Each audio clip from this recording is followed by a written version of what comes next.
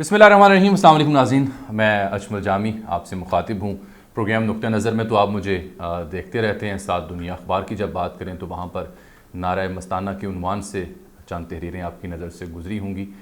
तो नुक्ता नज़र हो या नारा मस्ताना, वो अब इस प्लेटफॉर्म पर भी आपकी खिदमत में हाज़िर होता रहेगा। अर्ज़ यह है कि मौजूदा जो इस वक्त सियासी सूरत हाल है, उसको लेकर के हर शहरी, हर ज़ी शऊर के जहन में अनगिनत सवालात जन्म ले रहे हैं। कोशिश होगी कि उन सवालात को एड्रेस किया जाए, जो मेरी मालूमात हैं खाकसार की, वो आप तक पहुँचाई जाएँ और मौजूदा सियासी सूरत हाल पर एक सैर हासिल, तबसरा, तज्ज़िया, मालूमात पर मबनी आप तक पहुँचे।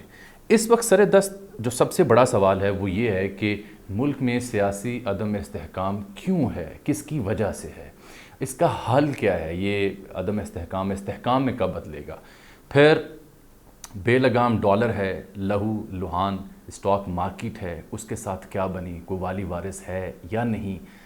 मईशत के हवाले से अहम और फ़ैसला कुन फ़ैसले क्यों नहीं किए जा रहे, ताख़ीर किस वजह से हो रही है। और लंदन में हमारी सरकार, हमारे वज़ीर-ए-आज़म, हमारी काबीना पहुंची हुई थी। लंदन में क्या अहद व पैमा बांधे गए आपस में, क्या हलफ उठाया गया, क्या वहाँ कुछ तय भी हुआ या नहीं। और इत्तेहादी जो हैं हुकूमत के, वो क्या सोच रहे हैं, क्या जल्द इंतखाबात होने की ऑप्शन वाकई खुल गई है, अगर खुल गई है तो कब तक होंगे, किसे फ़ायदा होगा, किसे नुकसान होगा।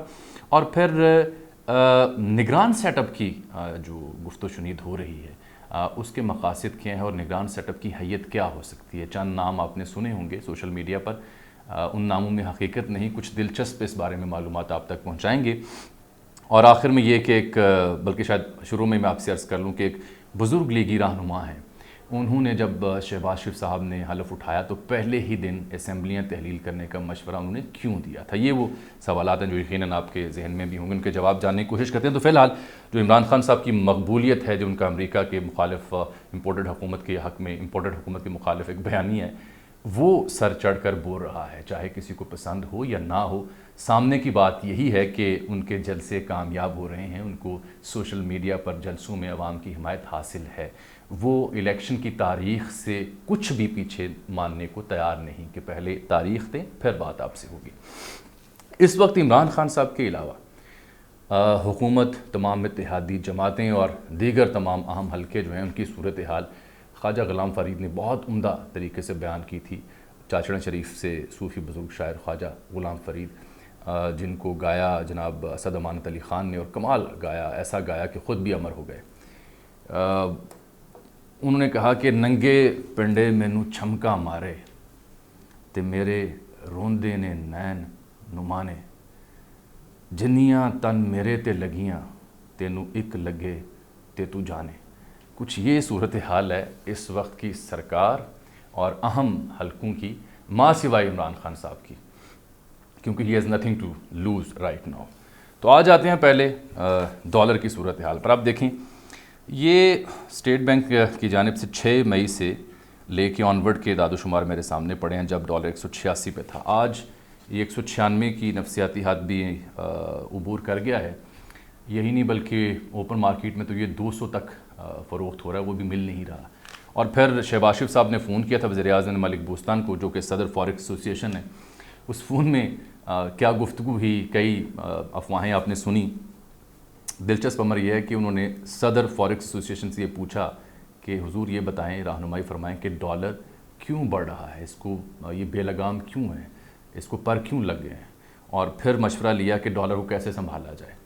अब ये दोनों सवाल अहम है, लेकिन असल सवाल ये है शहबाज शरीफ साहब से कि हुजूर स्टेट बैंक काहे के लिए है, ये सवाल तो उसके लिए होना चाहिए। Ministry for planning and development काहे के लिए है, उन्होंने इस सवाल पे क्या इनपुट आपको दी। मिनिस्ट्री फॉर फाइनेंस काहे के लिए, जब आप गवर्नमेंट में नहीं थे, अपोजिशन में थे, तो उस वक्त आपके ही प्लानिंग के, डेवलपमेंट के, फाइनेंस के जो एक्सपर्ट्स थे, चाहे मिफ्ता साहब हूँ, आसिन इकबाल साहब हूँ और इसाक डार साहब हूँ, वो माजी की हुकूमत की जो मुआशी पॉलिसियाँ थी उन पर तनकीद किया करते थे और सुजेशंस दिया करते थे, नुस्खे दिया करते थे, फार्मूले दिया करते थे कि ये नुस्खा अगर ऑप्ट किया जाए तो इकॉनमी बेहतर हो सकती है। वो सब नुस्खे कहाँ गए, वो सब फार्मूले कहाँ गए, अगर आपको आज मलिक बोस्तान से पूछना पड़ रहा है, जो कि फॉरेक्स एसोसिएशन के सदर हैं, वो प्लानिंग के या स्टेट बैंक के या फाइनेंस मिनिस्ट्री का हिस्सा नहीं है। तो एक तो लतीफ़ा ये है। दूसरी बात यह है कि इस सिलसिले में सबसे अहम वजह جو ثابت ہوئی وہ IMF کے ساتھ معاملہ فہمی کی ہے اور سبسڈی کے حوالے سے یا ہم فیصلہ کرنے کے حوالے سے ہے. اس میں چونکہ تاخیر ہو رہی ہے اور اس تاخیر کی وجہ سے ایک انسرٹنٹی پرویل کر رہی ہے مارکیٹ میں, اور وہ انسرٹنٹی جو ہے اس کی وجہ سے پھر ڈالر بے لگام ہو رہا ہے اور اسٹاک مارکیٹ بھی کریش کر رہی ہے. ہر گزرتے دن کے ساتھ نیا ریکارڈ بن رہا ہے, اور جب نیا ریکارڈ بنے گا ظاہری بات ہے خبر بنے گی اور خبر ہم آپ تک پہنچاتے رہیں گے. تو یہ ایک بنیادی وجہ ہے. اب بھی گورنمنٹ اس سلسلے میں کوئی واضح پوزیشن نہیں لے سکی, کیونکہ جو اتحادیوں کے ساتھ یا لندن میں جو طویل بیٹھکیں ہوئی ہیں وہاں پہ معیشت زیر بحث آئی. کڑوا گھونٹ پینا ہے, نہیں پینا, عوام کو ریلیف دینا ہے, نہیں دینا. اس سلسلے میں اکثریت جو تھی ودن دی رولنگ پارٹی لندن میں جو بیٹھی تھی, ان کی یہ رائے تھی کہ ہمیں یہ سخت فیصلے نہیں کرنے چاہیے, عوام کے اوپر پریشر نہیں ڈالنا چاہیے. اگر عوام کے اوپر پریشر ڈالا تو ہم پہلے ہی غیر مقبول ہو رہے ہیں, مزید غیر مقبول ہو جائیں گے, اور غیر مقبولیت کی حالت میں الیکشن میں جانا سود مند نہیں ہوگا. تو یہ ایک بنیادی وجہ تھی. پھر ایک سب سے اہم نکتہ یہ ہے کہ حکومت سنبھالنے سے پہلے اور حکومت سنبھالنے کے بعد بھی برسر اقتدار جماعت کے جو کرتا دھرتا رہنما ہیں, ان کی یہ خواہش تھی, ان کی یہ منشا تھی, ان کی ایک معصوم سی خواہش کہہ لیں, فرمائش کہہ لیں, یہ خواب تھا کہ جی ہم تو گورننس کے اوپر فوکس کریں گے, اور جہاں تک عمران خان صاحب کا معاملہ ہے یا ان کے جلسوں کا معاملہ ہے یا ان کے بیانات کا معاملہ ہے تو وہ جانے, ان کے دوست جانے, ہمیں اس سے کچھ لینا دینا نہیں ہوگا. لیکن ایسا نہیں ہوا, کیونکہ دوست احباب نے غیر سیاسی رہنے کا فیصلہ بظاہر کیا, جس کی وجہ سے آپ نے پھر دیکھا کہ کسی سیاسی جماعت پر قدغن نہیں ہے. تمام سیاسی جماعتیں کھلے عام اپنا اپنا معافی ضمیر بیان کر رہی ہیں. تو نون لیگ کو پہلا جھٹکا تو یوں لگا کہ ان کے خیال یہ تھا کہ شاید ان کو تو قابو کرنے والے ان کے دوست احباب ہوں گے, ہم گورننس پہ, معیشت پہ توجہ دے کے اپنی دھاک بٹھا سکیں گے. ایسا نہیں ہوا. پھر کچھ معصوم سی فرمائشیں بھی تھیں نون لیگ کی, فلاں بندہ جو ہے وہ یہاں چاہیے, وہاں نہیں ہونا چاہیے, ایسا ہونا چاہیے, ایسا نہیں ہونا چاہیے. تو چونکہ پاکستان یا پاکستانی ریاست ایسے نہیں چلتی تو یہ بھی نہیں ہو سکا. اور تیسرا, جب اس مختصر سی مدت کے اندر جب یہ دیکھا گیا کہ خان صاحب کے جلسے, خان صاحب کا جو پریشر ہے یا ان کا جو بیانی ہے وہ سر چڑھ کر بول رہا ہے, تو پھر کچھ دانش مندوں نے سرکار کو یہ مشورہ دیا کہ بہتر ہے کہ اب الیکشن میں جایا جائے, جلد الیکشن کی بات کی جائے, کیونکہ الیکشن کے بغیر کوئی حل نظر نہیں آ رہا. تو اس پر پھر جو نون لیگ یا زرداری صاحب ہیں وہ تھوڑے ڈٹ گئے ہیں, کیونکہ زرداری صاحب اس بات کو بھانپ گئے تھے. یہی وجہ ہے کہ انہوں نے پچھلے ہفتے پریس کانفرنس کر کے یہ معافی ضمیر بیان کیا تھا کہ نہیں, ہمیں باقی ماندہ مدت پوری کرنی چاہیے. لیکن اب مسئلہ یہ ہے کہ اگر جلد الیکشن کے لیے یہ سرکار چاہتی ہے تو نقصان, چونکہ ایک ماہ کے اندر اندر جو معیشت کو دھچکا پہنچا ہے اس کی ذمہ داری سرکار پر آئے گی. وہ نسخے, وہ فارمولے, وہ پلاننگز جن کا یہ وعدہ کیا کرتے تھے وہ تو کہیں دکھائی نہیں دی, اور اس میں فائدہ سراسر عمران خان صاحب کو ہوگا. یہی وہ وجہ ہے کہ سرکار وقت لینے کی خواہش مند ہے. اب دوڑ اس بات کی ہے کہ سرکار وقت لینا چاہ رہی ہے اور عمران خان صاحب وقت دینا چاہ نہیں رہے. اس بیچ میں جیت کس کی ہوگی یہ سب سے اہم فیصلہ ہوگا. خاص بات یہ بھی ہے کہ 68(3) کی تشریح کا فیصلہ آیا چاہتا ہے, اس کے بعد الیکشن کمیشن نے پنجاب میں جو منحرف اراکین ہیں ان کی تقریر کا فیصلہ کرنا ہے. تو یہ معاملہ بڑا دلچسپ ہوگا. ڈی سیٹ اگر لوگ ہوتے ہیں پنجاب میں تو ڈیفینیٹلی بائی الیکشن ہوگا, درجنوں بائی الیکشنز اب ہوں گے, تو ملک میں سیاسی ماحول بنے گا, انتخابی ماحول بنے گا. اور تیسری اہم بات جس کا میں نے ذکر شروع میں کیا کہ ایک بزرگ لیگی رہنما ہیں جو کہ اس قدر ایکٹیو نہیں ہے اب سیاست میں, لیکن مشاورت کی حد تک ان کا بڑا اہم کردار ہے. جب شہباز شریف صاحب نے حلف اٹھایا تو انہوں نے کہا کہ بہتر ہے کہ فوری اسمبلیاں تحلیل کر دیں اور الیکشن میں چلے جائیں, آپ کو فائدہ ہوگا. خان صاحب اپنا بیانیہ یا اپنے نیریٹو اس طرح بلڈ نہیں کر سکیں گے اگر فوراً ہم الیکشن میں چلے جائیں, کیونکہ وہ اپنی کارکردگی کے ملبے تلے دبے رہیں گے. تب انہوں نے وہ بات نہیں مانی. اب لندن سے واپسی کے بعد پھر شہباز شریف صاحب سے وہ بزرگ رہنما ملے تو انہوں نے کہا میں نہ کہتا تھا کہ اسی دن اسمبلی تحلیل کر دیں, آپ کا فائدہ ہوگا. شہباز شریف صاحب چپ رہے اور مصلحتاً رد عمل دینے کی بجائے کہا کہ غالباً آپ درست فرما رہے تھے, لیکن اگر وقت مل جائے تو شاید ہم کچھ کر دکھائیں. جہاں تک نگران سیٹ اپ کا تعلق تھا اس میں آپ نے دیکھا ہوگا سوشل میڈیا پر ملیحہ لودھی صاحبہ کا نام آیا. بالکل غلط خبر ہے.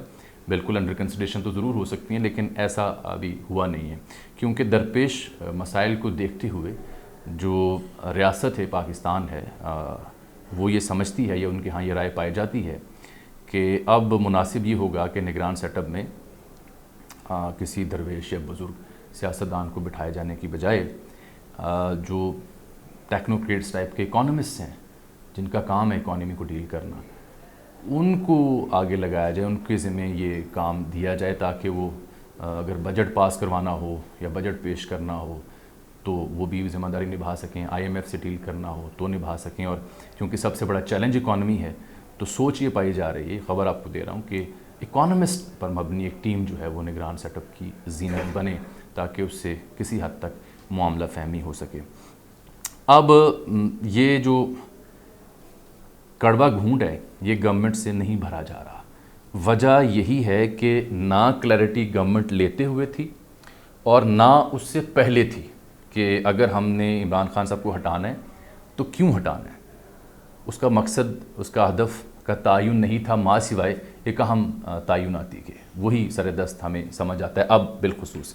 اور دوسرا، باقی مادہ مدت پوری کرنی ہے تو کیسے کرنی ہے اس کا بھی کوئی فارمولہ ذہن میں موجود نہیں تھا۔ یہی وجہ ہے کہ اہم فیصلے یا اہم جو اناؤنسمنٹس ہیں وہ کرنے میں حکومت ہچکچا رہی ہے، اور سب سے امپورٹنٹ اس کی وجہ جو میس موبلائزیشن ہے خان صاحب کی، جو پریشر ہے جو بلڈ ہوا ہے، جو نیریٹو بنا ہے تھرو سوشل میڈیا، جو آپٹکس کھلے ہیں سوسائٹی کے، وہ وجہ بار بار آڑے آ رہی ہے۔ چاہے وہ ان کا پہلا دورہ سعودی عرب ہو، ایک لمبی فہرست تھی، پھر مختصر وقت کرنا پڑا، چاہے اخباروں میں ان کا اشتہار آئے اس پر بھی عوام تنقید کرتی ہے، تو ایک انتہائی مشکل صورتحال سے درپیش ہے یہ موجودہ سرکار۔ جلد الیکشن میں جاتے ہیں تو پھنستے ہیں، تاخیر کرتے ہیں تو پھر اپنی پرفارمنس کا جو لوڈ ہے وہ اٹھانا پڑے گا۔ لیکن اس بیچ میں ہم نے دیکھا کہ مریم نواز نے ایک سرونگ کور کمانڈر کو بھی مخاطب کیا، یہ بھی غلط فہمی پر مبنی معاملہ تھا کیونکہ ادارہ ایسے نہیں چلتا ہماری اطلاعات کے مطابق، جو یہاں تک پہنچتا ہے وہ ذمہ داری اور پروفیشنلزم کے ذریعے پہنچتا ہے، تو ادارے کے ہاں ایسی کوئی آپشن یا ایسی کوئی خواہش یا ایسی کوئی پرابلم نظر نہیں آ رہی کہ فلاں بندہ وہاں ہو یا نہ ہو اور فلاں بندہ کس حد تک امپورٹنٹ ہے یا نہیں ہے۔ اس سلسلے میں جتنی بھی آپ چیزیں مارکیٹ میں سن رہے ہیں وہ پیورلی قیاس آرائیاں ہیں، نہ کو کہیں جا رہا ہے اور نہ کو کہیں آ رہا ہے۔ معمول کے مطابق سرگرمیاں جاری رہیں گی، ہاں البتہ ملکی صورتحال ہر ذمہ دار ادارے اور ہر ذمہ دار سیاستدان کے لیے درد سر بنی ہوئی ہے۔ حل الیکشن کے بغیر دکھائی نہیں دے رہا، کیونکہ الیکشن نہیں کرائیں گے، خان صاحب مزید نیریٹو بلڈ کریں گے، گرمیوں میں وہ جلسے کر رہے ہیں تو یہ بھی معاملہ اپنی جگہ ڈیفیوز ہو چکا ہے۔ کب کرتے ہیں، کیسے کرتے ہیں، اس پر نظر رہے گی۔